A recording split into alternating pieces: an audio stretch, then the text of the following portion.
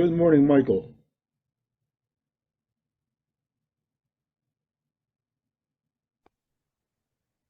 Here we are. How are you, sir? Good, how are you? I'm doing terrific. Oh, see, so I thought you were going to be at the new room. You know what? I realized that about 5 minutes ago.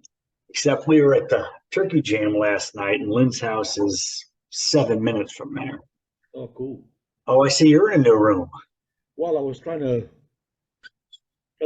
stay up with the Joneses or whatever you call it.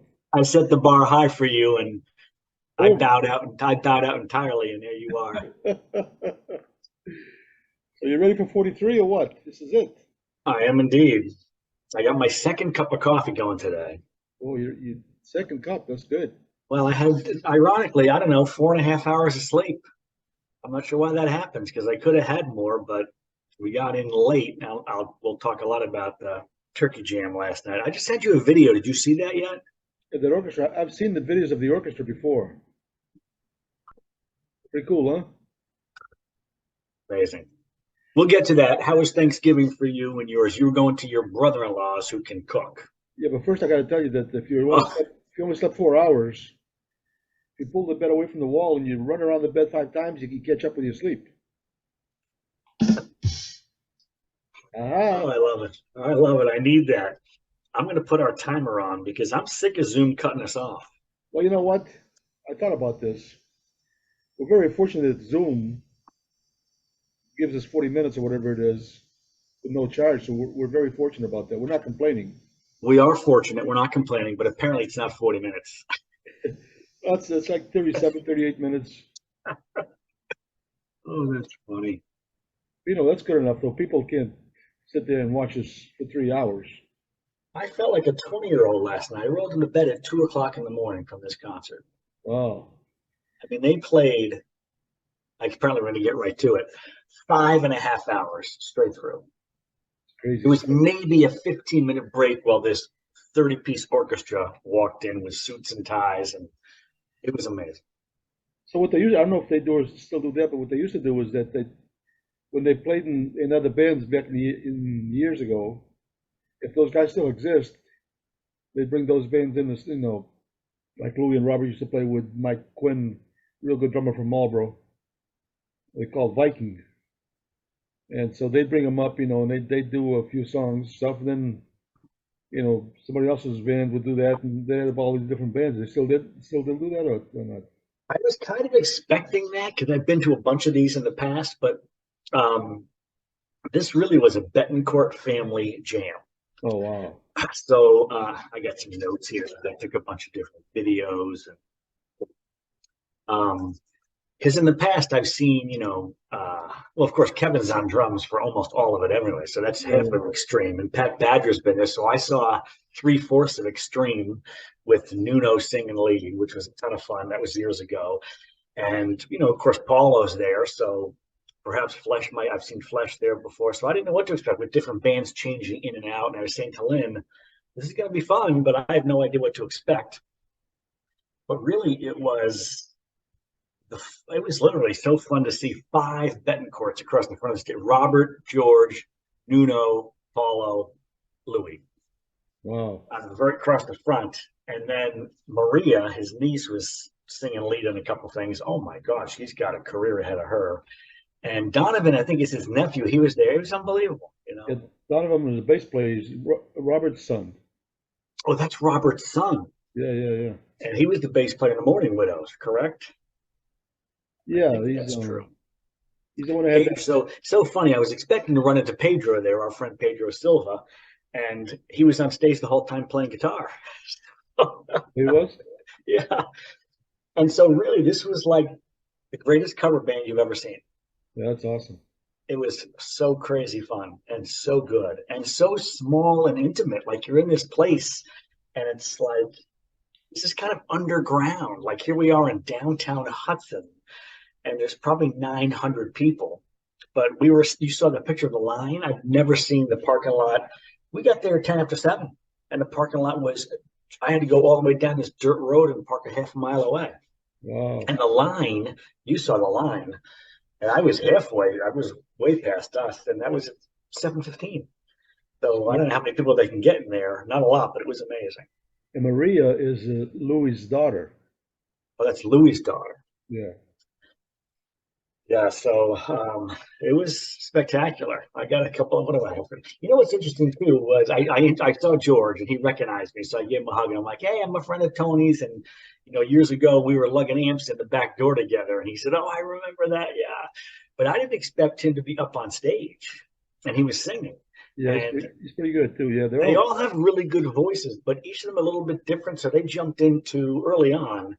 Um, well, Maria came up. I got a couple notes. They did "Tie Your Mother Down" by Queen, and she sang lead on that. It was amazing.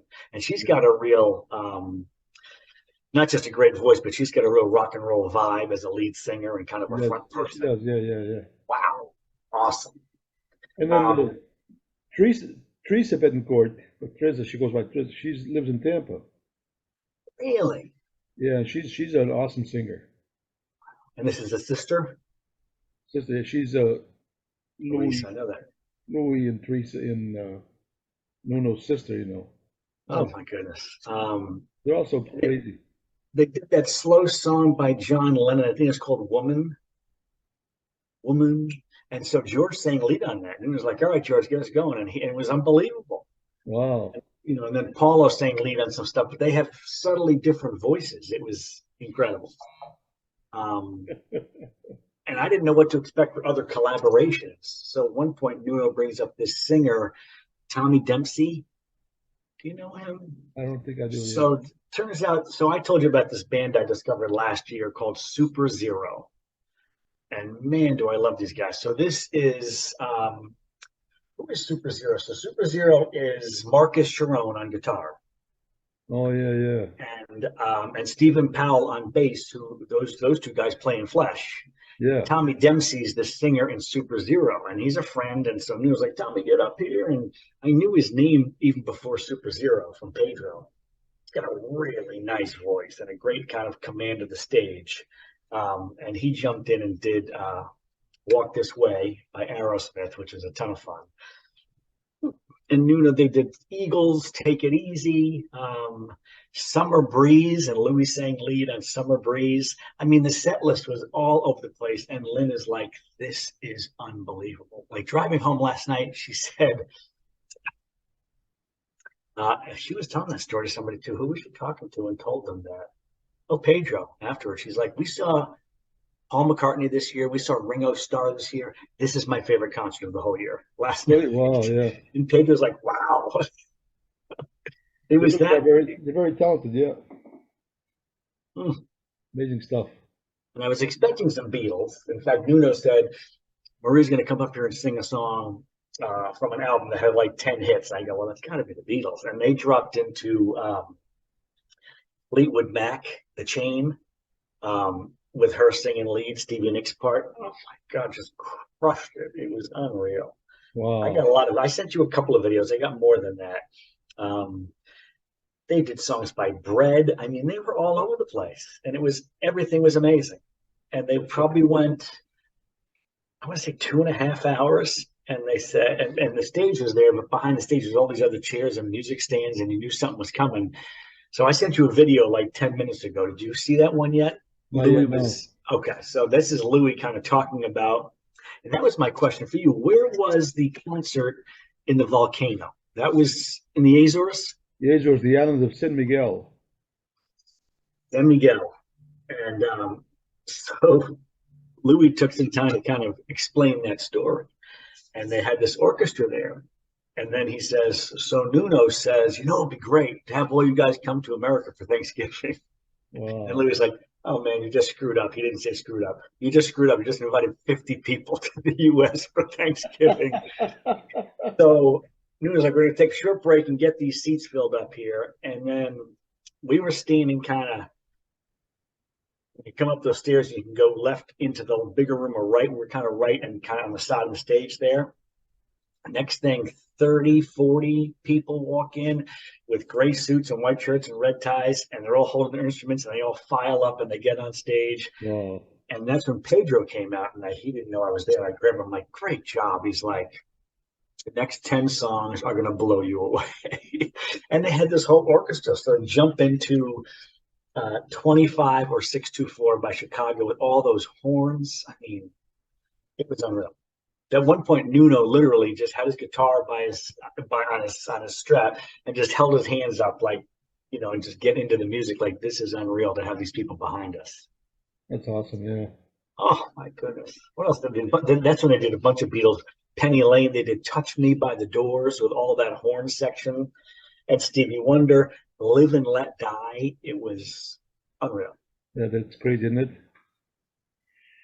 So I was telling Virgil because you asked about Virgil at Thanksgiving. Oh, that's your brother-in-law. This is Terry's brother. Yeah, I was telling about the time that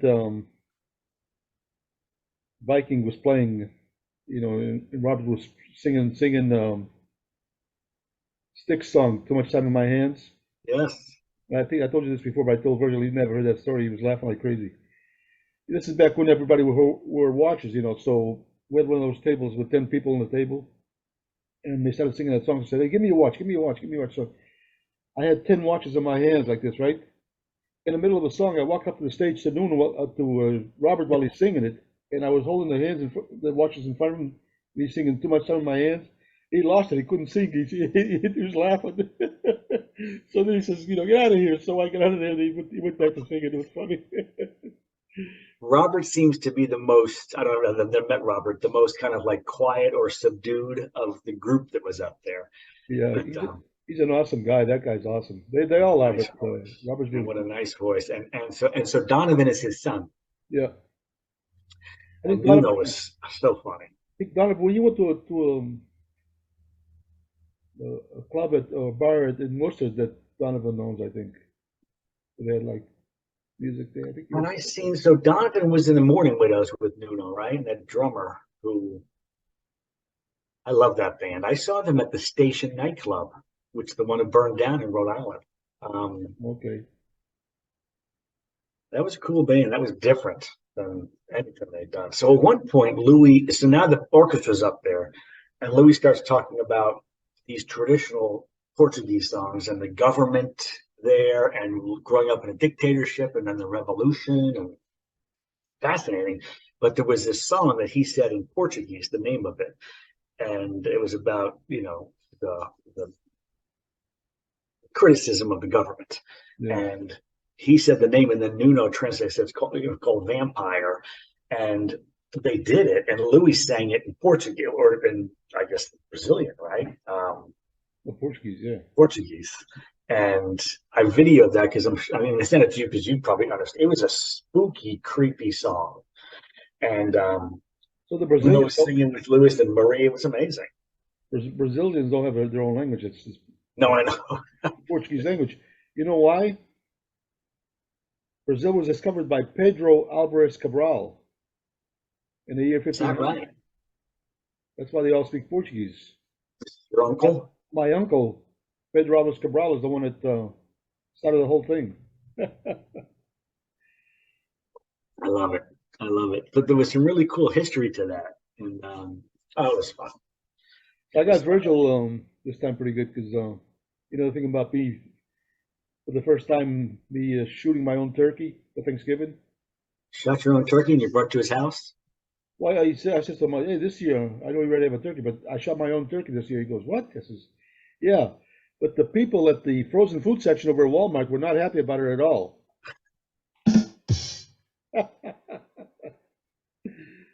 Well, Thanksgiving feels like a long time ago, but we did two Thanksgivings. We had a great time on Thanksgiving Day. We went down to Connecticut Yeah, to Lynn's son Sean married Kate last month, and Kate's brother Tyler and his wife Jacqueline hosted, and they had three little kids. There's a bunch of people there and a lot of food. He owns a couple of restaurants. The food was amazing. It was a ton of fun. We were down and back the same day. And then we did Thanksgiving again on Friday here with my niece and nephew from Milford with their dad. There's five of us, which was nice. so So there's a lot of turkey and pie hanging around in the fridge. So I got to see what I can do about that. talking about pies. Pumpkin and apple here. What do you got? No, so the thing here called Heavenly Hymn. You know what it's called? or Lily ham. Oh, we just I oh, just talking honey baked ham. honey baked ham. So they sell sandwiches too. So one day I was there for a sandwich. There was a lady there that was a senior citizen. I'm old, but she was just a real nice lady, very very polite and stuff. She said, "Would you like to try a sample of our key lime pie?" I said, "Sure." So she gives me this little plastic cup, a little plastic spoon, and I said, "Oh, this is awesome. I'll take a slice." She goes, "I'm sorry, we don't sell it by slice. You have to buy the pie." I says, "Well, how much is the pie?" She told me how much. I says, "I don't want a pie. I just want a slice." She goes, "I'm sorry, we don't do that." I says, "Well, how much are those little samples?" She goes, "Oh, you know those are free." I says, "I'll take 20 of those." And she goes, "I can't do that." I says, "10? You do 10?" And she thought I was serious, and she was like all nervous and stuff. She was all freaked out. I said, "I'm just kidding. Sorry about that." You were trying to be funny. You're harassing the senior citizens. Yeah. Oh, there you go. Oh, that's too funny. So Well, those leftovers are a big part of the Thanksgiving feast, all the leftovers. I haven't made myself yet like that Thanksgiving turkey sandwich with the stuffing and all that yeah. stuff. I'm gonna do that today. But Terry and I went to she went to go to the store on Friday, so ended up going to get some breakfast and stuff. So the waitress came over. She only had one leg, right? And she had a tag that her name was Peg, Sure, of course. and she worked at IHOP.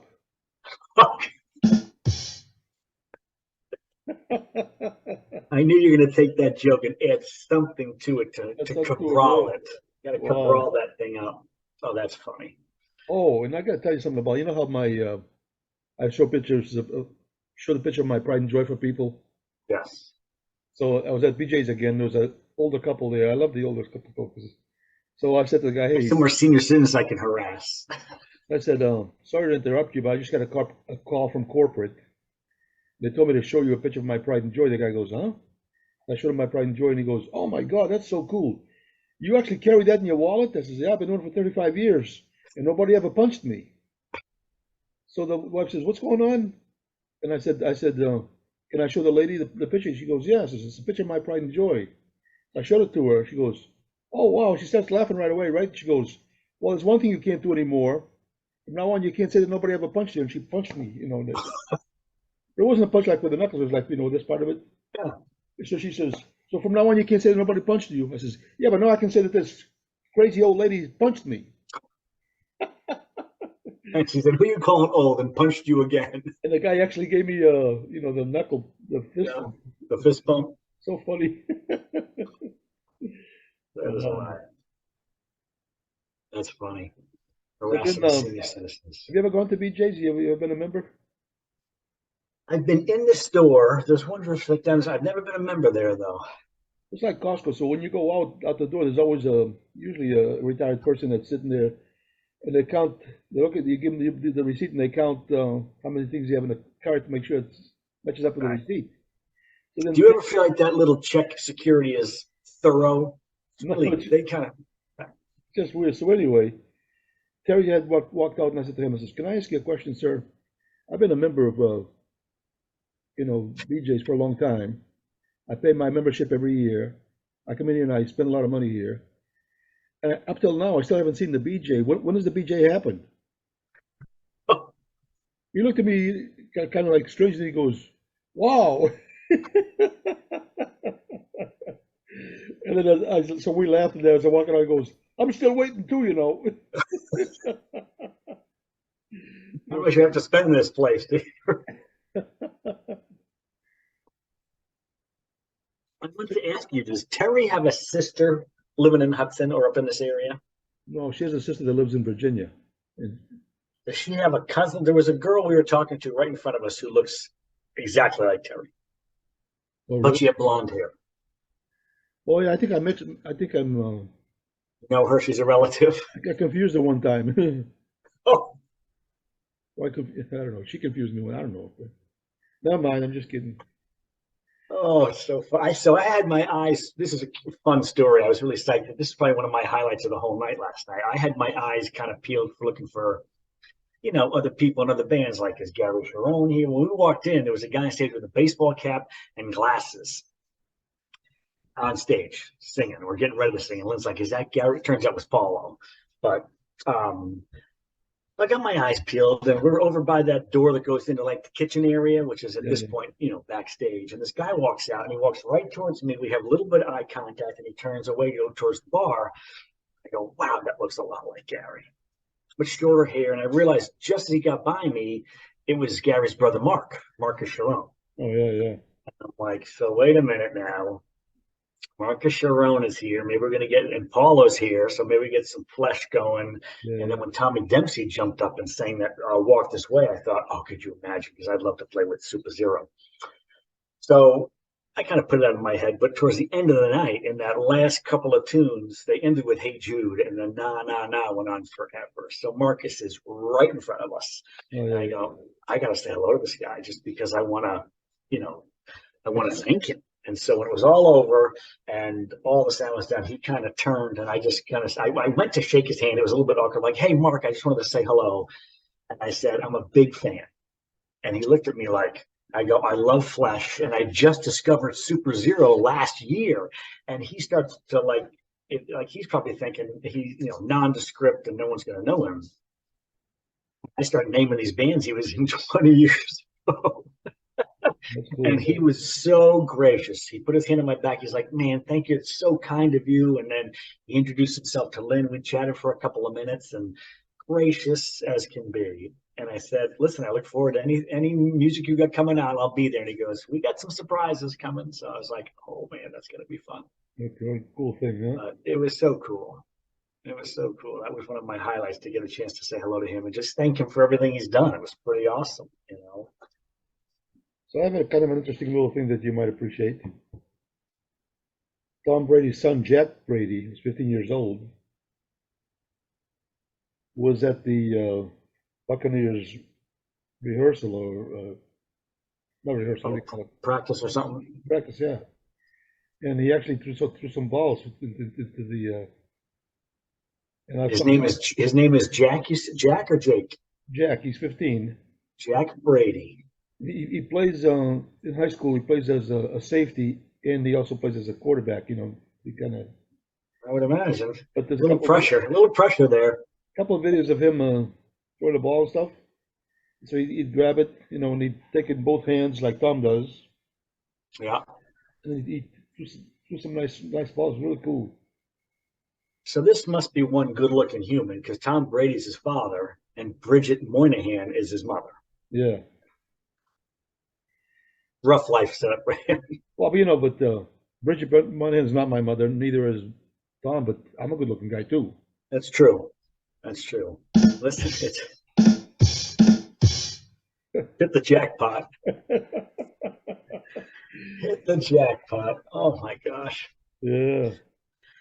So where are you? I see you, at least like for me, you got like that sound canceling wall stuff behind you. Is that what that is? Yeah, so Terry is into she does a lot of Zooms for clients. She actually has clients that pay to get on a Zoom with her. Right. And so she has when I first started doing the podcast, Eric sent me these lights. Yes. That are for that purpose. And so I was using them at doing the other thing there, and then because I don't use them now because of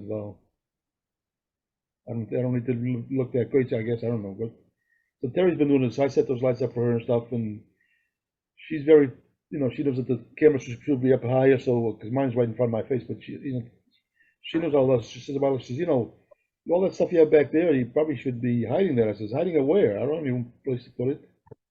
And she goes, well, that's not so. Next thing I know, I knock on the door, Amazon, and they had a big long box. What the heck is this? So I bring it. She goes, that's a divider, so you can hide the rest of the room. I says, yeah, but I like that stuff back there. This is like guitars and this and that. She goes, well, you can take some of those pictures of the guitars and hang them on the wall here, but you don't have to show that mess. You're sitting where you usually sit. You just got a new backdrop. Yeah, it's just one of those. What do they call it? I got it. It just folds. So I'm going to go on record again, one more time, 3 weeks in a row, and commit to next week's podcast. I will have a different backdrop in the new kitchen. Yeah, and I'm going to have because I'm going to buy a different color. You know what's? I just realized that since I've had this backdrop and doing the podcast from here, I sit down for this podcast. And when I'm at my house, I'm usually standing. Very interesting. Yeah.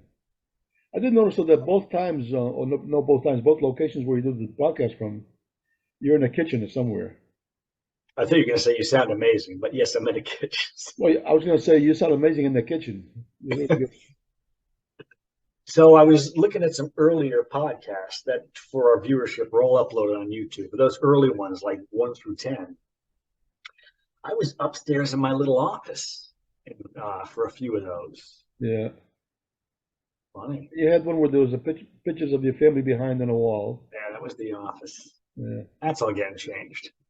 So a thing I've done with Virgil for years and years and years. You know, every time we go there for not just Thanksgiving, but sometimes we go there for like after Sunday afternoon, and he makes a late lunch. He calls it Brenner or something like that, no, he calls it Lenner. Dinner, lunch, dinner. So then, because he's such a good cook, I would say, hey, he always wants to give us some of the. He makes enough to say, says, can I bring a plate for Eric? You know, he says, yeah, because I said Eric likes cooking, but. And then when Eric joined the army, and he was up in Fort Meade in Maryland. I go say, hey, I want to bring a plate for Eric. He goes, isn't he in Fort Meade? I says, I don't know if he's coming home. You know, how do I know? and then, and then Eric, he was stationed in Germany, right? So then I says, hey, don't forget to put a plate together for Eric. He says, isn't he in Germany? I says, yeah, he's in Germany, but I don't know if he's coming home. That delivery was spectacular. Isn't he up? I don't know if he's coming home. So now he already knows. He says, hey, just so in case Eric comes home from LA, I want you to have a plate for him. I said, yeah, sure, thank you. It reminds me of that story about the guy who went to prison. And he's in prison. He's laying there one night. He's like, this is going to be a long haul. And all of a sudden, somebody yells out, 27. Everybody laughs. Like, what's going on? And then a few minutes later, somebody yells out, 11. And a bunch of people laugh. And he's in the yard the next day. And he's kind of trying to find some guy he can kind of trust and talk to. He goes, what's with the numbers?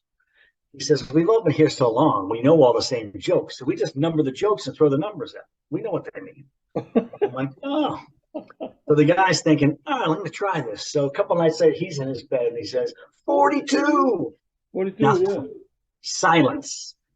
So he's in the yard the next day. He's like, what's going on? I said 42. No one, I got no laughs. He goes, listen, some people can tell a joke, some people can't. Oh, my goodness. Oh. Too funny. So Terry was going through my, helping me clean out my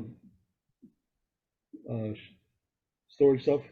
You probably can't see it, but I can see that. Is that you? It's me at the Grand Canyon. Grand Canyon. You look too old to be in Santa Maria there. I mean, she found a bunch of these things. Oh, in the motorhome. Motorhome, yeah. So I sold motorhomes for a while there in Air Mass at the. You took one for a week on vacation? No, I know what what they used to do. They owned 3 dealerships where they sold motorhomes and trailers and stuff. And every year they would rent out a camping place in New Hampshire and invite all their customers to go there for free. So we'd go there, we'd work, we did the cooking and stuff, and I did a little bit of comedy. Sometimes it's funny. I was trying to find a couple of pictures, but I'm not probably not going to do that. It's funny you brought that up. I would love to hop in a motorhome and take a vacation and just drive cross country. I don't know if you can see this, probably not. Oh, I can. I got some guitars. Oh, a bunch of guitars. That's you in the white shirt with the guitar. Yeah, so that's the first thing when we were Tonal Dependency, the first band that I started with the guys. Tonal Dependency. I love that name. So the guy that worked with us, the bass player and the guitar player was working with us. I started off with John, and then Tony came in with the bass. And this other guy that his brother's a singer in Rhode Island. I guess he's got a couple albums. He had a dream of being writing his own songs and sing. So I says, well, we want to come down with So the first time we did a gig was at the John's house, where he invited about 30 people, and And I don't know if you can tell, but he's actually the singer is this guy over here. He's actually like behind us, instead of being in the front. Huh. He's not too confident. So Tony's wife, Tony, the bass player, wife, she goes, "Why is the singer in the back?" So crazy. That's funny. We have learned that like the lead singers, like the guy out front or the girl out front. This thing, I'm looking at a bottle of some booze or something that was really cool. Yeah. That was a long time ago. That was when oh, You're look at going this. going through Tony's photo album. Oh You no, know, hang on a second now. There you are. you There know, she is.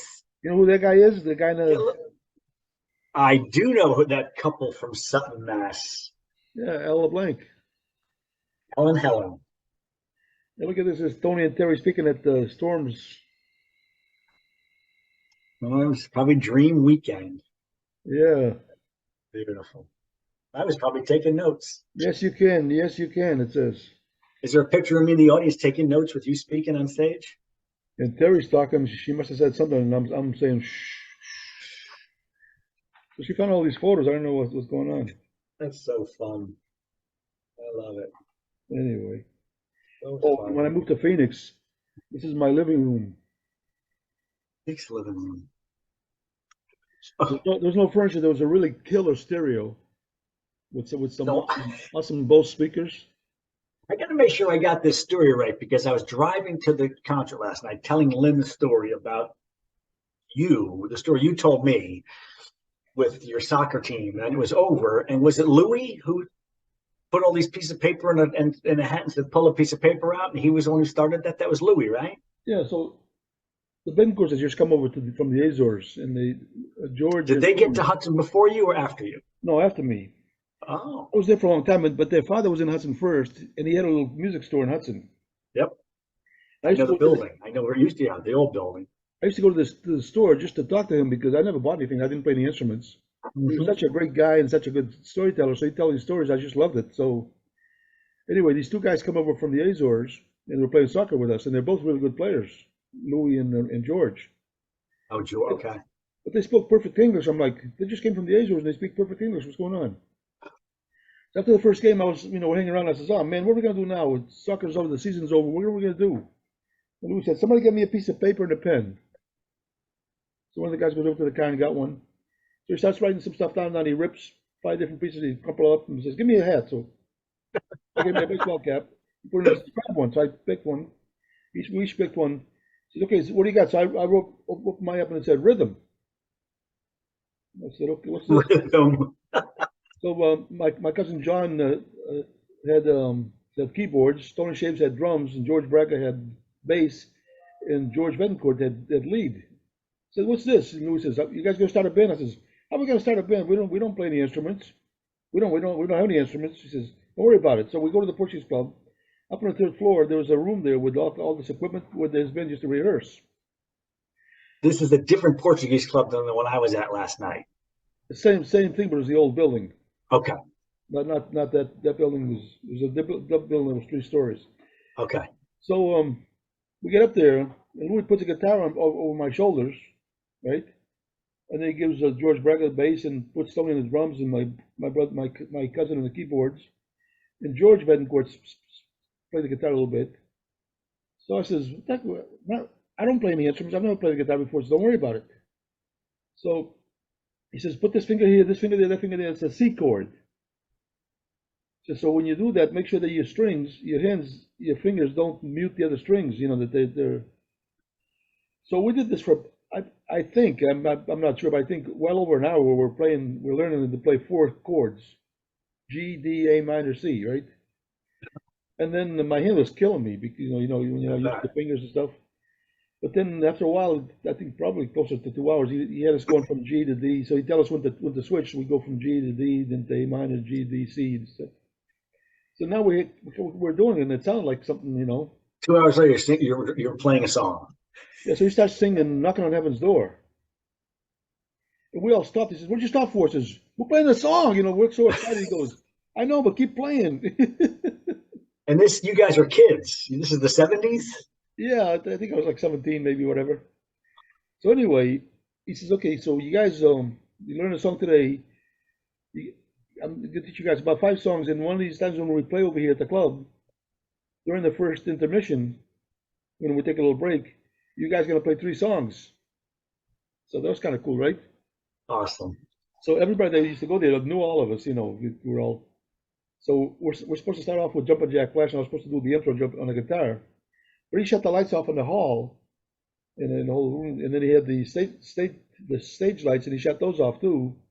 And I was supposed to start off with the intro to Jumpin' Jack Flash. Then we're all supposed to come in. He's gonna kick the lights on. It was gonna be awesome, right? Yeah. I'm not doing anything. So finally, Luke comes up and says, "Hey, what the f is going on, man?" I says, "I can't see the guitar." He goes, "What?" So he takes my hand and puts it over where we're supposed to be with the big chord and stuff. And I says, "Yeah. So what do I do from there? I can't see the other chords." He says, "Oh man." The lights will be on by then. So he turned on one light, just one of those little lights, so I could see. So I did that, and then all of a sudden we all came in, and then he turned on all the hall lights, and the people were just laughing, like all excited, cheering for us and stuff. So I didn't have a chance to say hello to him. He was kind of hanging around near me, and he was saying hello to lots of people. I'm like, I don't want to, but I was going to reintroduce myself because I've met him before, and I was going to share that story, saying my friend Tony has told the story for a long time, and just amazing how he's influenced and affected all these lives. Was this the band? You sent me a picture. What was the name of that band? You sent me a picture. You guys were posing. Was that one, that first band? Oh yeah, that was Deep Freeze. So we went over to Rich's department store in Marlboro, the 5 guys in the band, and I spotted some of these like I don't know if you call them sweatshirts. What was these shirts? Uniforms? No, they're like shirts with had a cartoon thing of penguins playing hockey. Had the snow shoveled to the side, and they're playing hockey in the ice, Penguins playing hockey. like a cartoon thing. So I said, "Hey, we should all get one of these. It could be," and it said Deep Freeze, but the Deep Freeze had the letters were with the icicles. So I said, "We could be Deep Freeze," and so we did.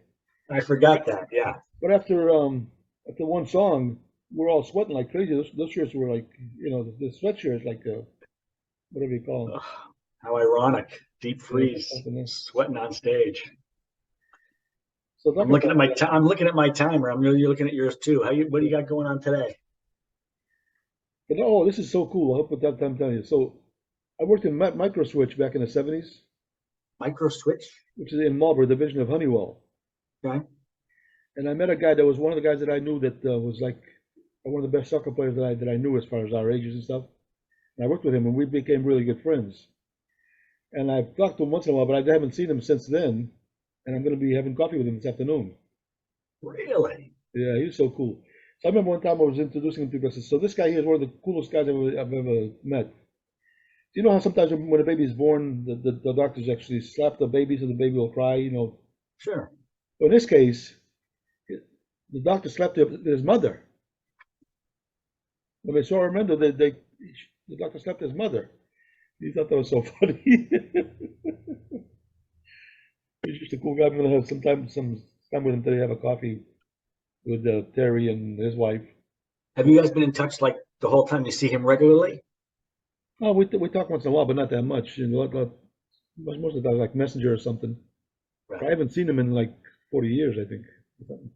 It's so funny you said that. I just got a LinkedIn invitation yesterday from a guy who I grew up with across the street. I have not talked to this kid since we were teenagers, and we grew up across the street. And I just got a LinkedIn friend. He's got a very unusual name, so you can't miss it. Like, it's not like, hey, Joe Smith is looking to connect with you. I'm like, wow. So you know what? I just realized. Remember the other one didn't work because my computer, Same thing just happened. no, but I never hit the recording thing. Yeah, you did, because I had to click got it because it told me it was being recorded. I don't think so. I might be wrong. Oh, it's recording. What am I saying? As I said, I was right. I gotta cut that part out because for me to not know that I'm recording is be. That's just extra editing. I think people need to see the real us. We don't need to, we don't need to sanitize